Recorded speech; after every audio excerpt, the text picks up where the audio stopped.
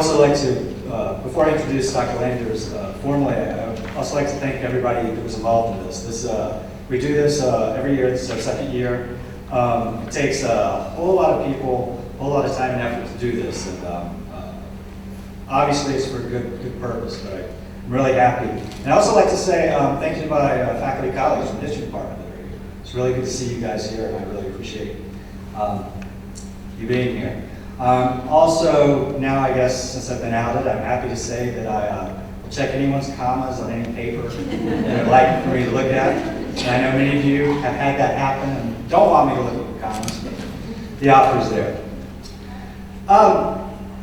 As far as Dr. Landers, I'll start off very simply. Simply put, Jane Landers is the foremost scholar of early Florida's history and has been for a long time. And I can say that with utmost confidence. Even before she received her PhD in Latin American colonial history from the University of Florida, she established her scholarship credentials through publication of an article in the Florida Historical Quarterly titled Spanish Sanctuary, Fugitives in Florida 1784 to 1790. A flood of publications soon followed, a flood that continues to the present. Jane has published over a dozen additional articles in a variety of journals, including the Colonial Latin American Historical Review, the Journal of African American History, and the American Historical Review. Interspersed between the articles have been numerous book chapters on topics such as African ethnic groups in Florida, the arming of slaves in colonial Latin America, maroon women in Spanish America, and the relationship of free blacks and Indians in North American borderlands. While publishing these titles and presenting similar works at dozens of national and international conferences, Jane also has found time to write a book or two. Her first monograph, Black Society in Spanish Florida, was awarded the Francis B. Simpkins Prize for a distinguished first book in Southern history and was a Choice Outstanding Academic title. Jane has also co-authored the textbook, The Atlantic World, A History, 1400 to 1888, and edited Colonial Plantations and Economy in Florida, and Against the Odds, Free Blacks in the Slave Societies of the Americas. She co-edited Slave Subjects and Subversives, Blacks in Colonial Latin America, and the African American Heritage of Florida, the latter of which won the Rembert Patrick Book Award and a commendation from the American Society for State and Local History. Concurrently, Jane has become a major public intellectual who has expanded knowledge of the past in a variety of forums. As Gertrude Conway Vanderbilt Professor of History at Vanderbilt University, she has taught many courses in her areas of expertise and successfully supervised the work of over a dozen doctoral and master's students, with many more in the queue. Her research has been funded by numerous entities, including the prestigious Huntington Library, American Council of Learned Societies, and National Endowment for the Humanities. These accomplishments have allowed Jane to hold a variety of leadership positions, both within and outside of the history profession. At different times, she has served as Associate Dean for the College of Arts and Sciences and Director of American and Iberian Studies at Vanderbilt University. She also was Senior Editor of the Americas Scholarly Journal and founding editorial board member of the Oxford Bibliography Online Atlantic History section.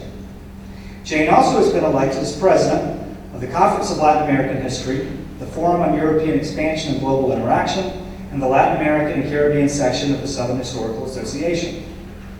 She currently is directing the Ecclesiastical and Secular Sources for Slave Society's Digital Archive, a project dedicated to preserving endangered ecclesiastical and secular documents related to slavery in the Americas. And that's just the tip of the iceberg. Students of Florida history may also know Jane, Connie mentioned this earlier, for her recent contributions to the Florida Historical Quarterly. Earlier this year, she guest edited a special issue of the journal titled 500 Years of Florida History, the 17th Century, an issue that combined the research findings of both established and emerging scholars of the topic and significantly advanced and updated our understanding of a distant century and world. If you have not read this issue, I encourage you to check out one of the copies on the table in the back, access it via JSTOR, or become a member of the Florida Historical Society, which would enable you to obtain your own personal copy. I have known Jane since I was a graduate student, meeting her at a conference at FSU about 15 years ago. Though much has changed for both of us since then, my opinion of her remains the same. She is an exceptional scholar and admirable human being who has paved the way for innovative understandings of the hemisphere's past and all of her professional endeavors. Please join me in welcoming the 2014 Gerald Schaffner Lecturer, Professor Jane Landers.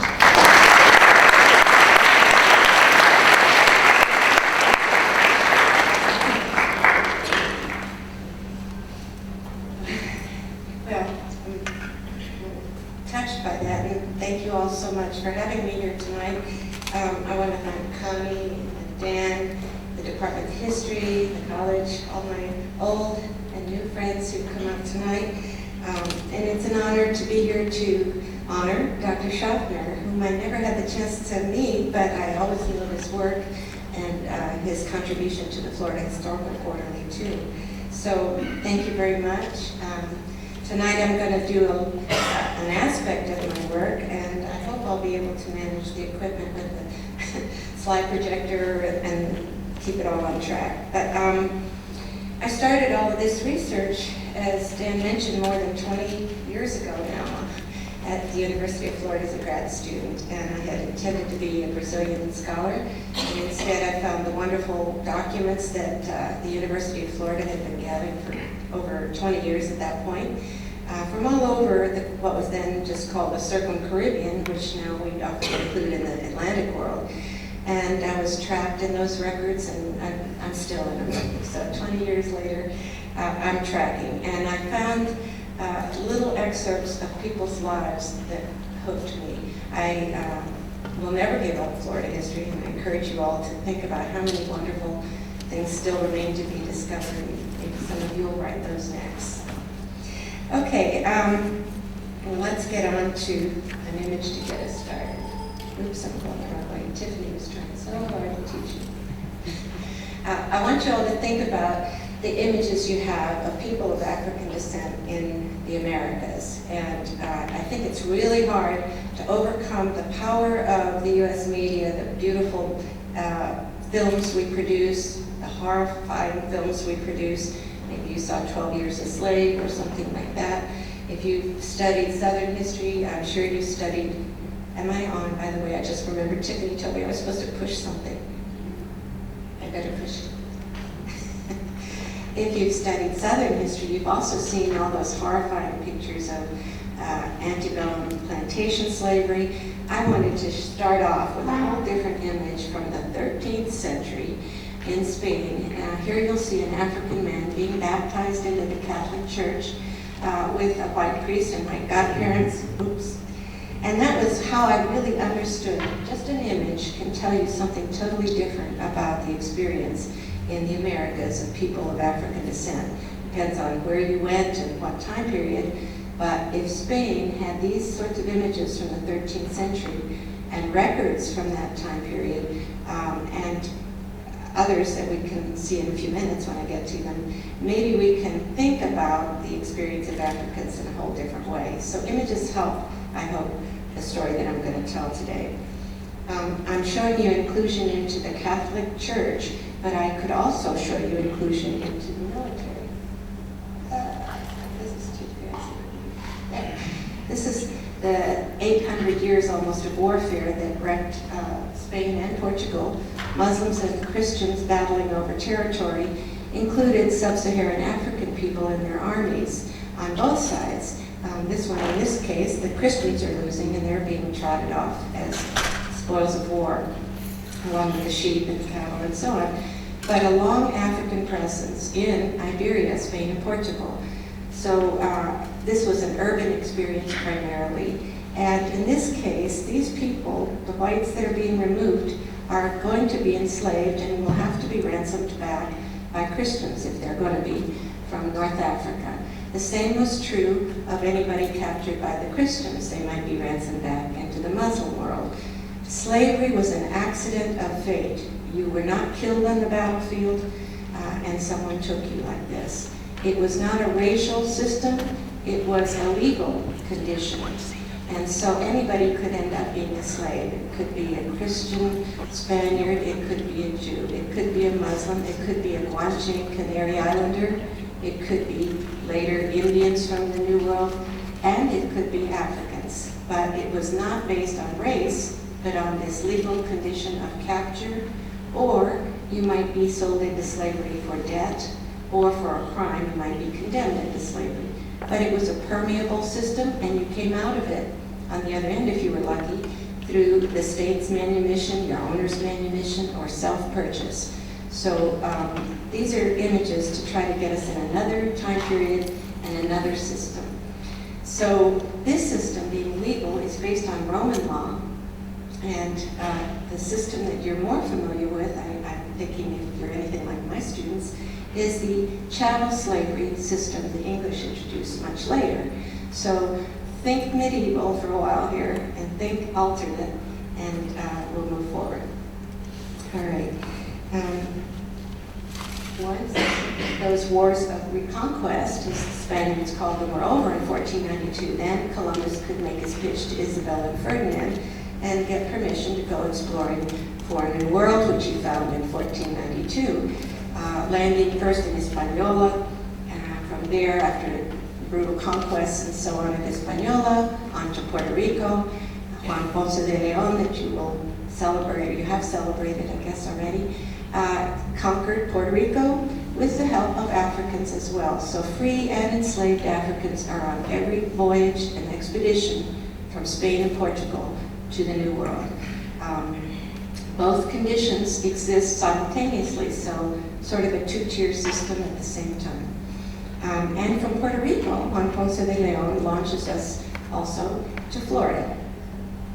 So I look for all kinds of evidence. At Florida, I used to have the good luck to work with the archaeologists, and we worked on some projects together. And by working in that world, I pay particular attention to material culture, whether it's a shard of a pot or it's a piece of art, that might give me a new perspective on the documents that I'm reading, might tell me something about sometimes people that are neglected in those documents. And this is a piece of art by a Nahuatl artist in Mexico that portrays the conquest of Mexico, because Juan Garrido, who was born in West Africa, ends up in Portugal, goes to Seville, and goes through all those expeditions that I mentioned, gets to Florida, eventually goes with Cortez to Mexico also, and he has a fascinating story and leaves not only images like this, but a long written trail too. So one of the things that's also different between the English world and the other Iberian worlds that I study is that these wonderful rich documents incorporate everybody that's part of the system, including enslaved people. Women appear much more often in those records. Children can make testimonies in court. And so I have a great document base, but I also look for these other things to add to it, and also for teaching purposes to get different images in your head. So if you remember, you might have heard about Cortez and Doña Marina in the big square dress up there, La Malinche, they call her sometimes. Look for the African man in that picture, and you'll see Juan Garrido. And there's several indigenous artworks that portray him. He left his written trail as well, petitioning the crown for some compensation for his many services. And this is something else that gives me trails to follow. All of the people in those expeditions, if they survive, have a right to make a claim called méritos y servicios, merits and services to the crown. It could be a way to advance your career and your fortunes. So Juan Garrido is one. Well, when we get to finally a successful establishment in St. Augustine, Florida, 1565, Pedro Menendez de Aviles comes to claim Florida with a contract, and he begins to explore his new possessions and finds this gentleman. Of course, we don't really know what he looked like, but he was important enough that we made an artwork of him to include in a museum exhibit that I got to work on when I was finishing up graduate school. And it is currently, some of this is in St. Augustine. If you get to go to the national park, it's made about the town that I'll tell you about in a little while. Juanillo was a shipwreck victim on the Florida coast. The Indians did not kill him as they killed some of the other Spaniards. And when Menendez de Aviles comes going around looking at his new domain, he finds this gentleman who had been living 7 or 8 years among the indigenous people. By this time, knew all of the language, the cultural norms, what to do and not to do. And he was a Christian. And so Menendez de Aviles is a smart guy. He incorporates him into his crew. And from that point on, he helps translate for the Spaniards. Eventually goes back to Hispaniola, and I lose this trail. Juanillo. He's on the military rolls. It was in Eugene Lyon's book, uncommented on, and I was looking at one of the documents. And I was reading the paleography, and I said, wait a minute. And I found several others who were also on those documents. All right, well, let me do a little bit of reading now, and we'll keep this image up so that you know where you are. We're situating you in the circumatlantic or the Caribbean here, and those little lines are going to show why Florida is important. It's strategic, location, location, location. We had no big Indian groups like the Aztecs or the Incas. We had no gold, we had no silver, but we jut out into the Caribbean, and every ship that goes by loaded with that silver from Mexico or Peru has to go by here. That means Spain needs to keep it forever, okay? So that's why we hang on to this little spit of sand in this time period. All right, well, Columbus may have claimed the whole New World, but competing European powers never recognized the Spanish-born Pope's bull of donation and granted that sovereignty to the Americas to Spain. Portugal immediately protested, as some of you may have read in your books, and eventually there's another treaty that moves the line a little bit farther west and acknowledges Spain and Portugal's claims. The Pope happened to be Spanish-born, so that's one of the reasons. But Francis, the King of France, and Isabel also, or Elizabeth in English, the Queen of England, never accepted that donation, and they're going to challenge Spain for control of this important new world. They joked that they wanted to see Adam's will that left it all to the Spain. All right, well, England, especially Elizabeth I, launches into a very important pirating, and they had no big army at that time, no big navy at that time, and so privateering and pirating is how they're going to try to build their own empire, and they aim it at Spain, of course. So here we have a few stragglers in Florida trying to get set up, and Pedro Menendez is really setting up Florida while he's also the Captain General of Cuba.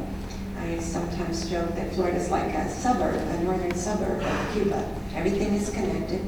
And soon this place is racked by what they called an epidemic of piracy that grew out of Europe's own depressed economy and the religious wars that were going on in England at the same, or in Europe at the same time. All the political upheaval, all of this spills out into the Caribbean as well. So here's Florida jutting down into the middle of this with fleets going by it all the time. Spain wanted to control the movement of all that wealth, and they only designated certain ports as legal to trade in and out of. And so it's fairly controlled. Of course, we know that law is not reality, but there were also things to consider like hurricane seasons. There were things that had to be done to accommodate those fleets in those ports only, and pretty soon everybody knows when they're going to be in town, and everybody's going to raid at that time. All right. Menendez begins to complain that the waters near Puerto Rico were as full of French as Rochelle. And the French and English pirates attacked these ships all the time, and the Caribbean settlements that were getting put along these coastal fringes as well. They attacked with impunity because these are little, small, struggling places with not much military force. And sometimes they don't really burn the place or destroy it. They'll say, give me a ransom and I won't burn you. And so rescate is the word they use for sort of another economy of ransom. They would hold people hostage on the ships, or they would, sometimes get off and take all the silver out of the churches, but then they'd get back on the boat and leave without too much damage. All right, so Menendez is a famous admiral already for Spain. He had fought the French pirates on the north coast of Spain for many years. Now he's in the Caribbean doing the same thing. He's a very good merchant seaman as well, and he's going around to see what he needs to do to protect his empire. He's increasingly concerned as he goes around on this survey about the growing racial imbalance in Spain's New Atlantic possessions. In alarmist tones, he wrote to King Philip that Hispaniola was populated by 30,000 Negroes and less than 2,000 Spaniards, while Puerto Rico held 15,000 Negroes and only 500 Spaniards. He claimed that that same racial disparity, more Africans than Spaniards, large numbers more, held true in Cuba, in Veracruz, Mexico, in Puerto Caballos, in Honduras, in Cartagena, and in Venezuela. So this whole map is pretty African, with little piddly settlements of Spaniards here and there that are going to constantly be under attack by English and French and later Dutch pirates as well. He warned that because those other places, England and France, at that time did not allow slavery, that they might seduce all of these Africans and thereby gather these Spanish possessions by getting their grateful service as well. He said they would then turn on the Spanish and get rid of them. So, the numerical superiority of these Africans and all of these challenges in the Spanish domains created really danger, but also opportunity for the Africans that were all over the place. And some of them were able to do things here on this side of the water that they never would have managed to do in Spain. Like the Europeans and the indigenous populations, they could evaluate their positions and act in the way they perceived to be in their own self-interest. They could, and they did, choose sides, and they could alter the balance of power in critical ways. One of the famous examples is the runaway slaves from Panama that assisted Francis Drake in grabbing a huge fortune in silver in one of the biggest hauls ever, and he never would have known how to get through the jungles of Panama without the Maroons guiding him. So the political engagement of Africans became an increasingly important variable as Europeans tried to formulate Atlantic policies. One of the things that Spain does all over this area that we're looking at is create militias. These are not formally trained Spanish troops that would be coming across on ships. These are homegrown African and Indian units, as well as Spanish settlers, who would be called to come to the defense of the community in times of pirate attack or any other. Just as in Spain, they would have been required to go to the defense of the community. So pretty soon you see a sort of informal militia system growing everywhere these large African populations already existed. So by the mid-16th century, we start to get reports in those documents of all of those raids, Africans defending Spain in hopes of getting included into the militia system, which would give them some political leverage, some rights, would incorporate them into the society, the church, the militia. One other little thing I use sometimes, I try to get across to my classes. English people think as individuals, okay? And we glorify that individualism and rising by your own efforts and pulling yourself up by bootstraps and so on. The world that I'm talking about thought corporatively, and they thought in groups. And corporations were chartered. If you were university students, you'd have your own charter with a list of the people on it. You'd know your rights, your obligations, limitations, and so on. But you'd all march to funerals of each other or go to weddings of each other as a corporate group. So too, militias, guilds like shoemakers, sailors, whatever it might be. Everybody's a part of a group. Your Catholic Church group as well. So you could be overlapping in 5 ways with your friends and neighbors in these corporate groups that were not organized by race. Okay, so another huge difference. All right, so let's get moving on. Okay, let's keep going the wrong way, sorry. All right, well, we were mentioning horrible pirates of the English world, and the prime pirate of the English world, the most famous, is Francis Drake, that I mentioned, hauled silver across the Panama Isthmus. Here's an image of him because Elizabeth is very, very happy that he did this. And she has actually financed some of these voyages herself, or at least been a part investor in them. And when he comes home with a haul, he gets rewarded with portraits and medals and honors and so on, and a very nice little ship they made a copy of. He eventually goes around the world attacking all the Spanish and Iberian possessions, because you could end up going to Manila and doing the same kind of thing if you wanted. And anywhere is fair game in the war that is almost constant between England and Spain, between France and Spain, over religion and territory. Okay? So he actually hits St. Augustine as one of the places. After having hit, Cartagena and Santo Domingo and so on, he hits St. Augustine as well. So we have a lot of documents about how he rolled into town with his pirate group, minimal effort at defense, and then everybody runs into the woods. and he pretty well burned out the place. And a famous compilation of his voyages appears in his Bellagio collection. I only showed you this one, but you could look at any of the other places and see some schema at least of what was going on with a lot of detail in that. And then a much more romantic and fictional portrayal of the pirate city of Florida by Teodoro de Bray. But they were pretty infamous for burning places, for stealing everything. Once those places burned, there were no food supplies for the next year. There's usually a following famine and very hard problems of disease and so on to recover from. So they had a major impact. It's not pretty. And so as a result of that, eventually Spain realizes if those silver fleets keep going and if all of our settlements are getting burned out, we're going to need a better system of defense. St. Augustine, where I did a lot of this work, had 7 wooden forts that burned or were rotted by water and bugs and other climate problems in Florida. And eventually they're going to invest in a whole series of these big stone forts. And this is the one, the Castillo de San Marcos in St. Augustine. But if you've been to Puerto Rico, you've seen them. Cartagena, you've seen them. Veracruz, you've seen them. All around where those fleets went with the silver, you got to make a big, important, better fort than a little, wooden shack.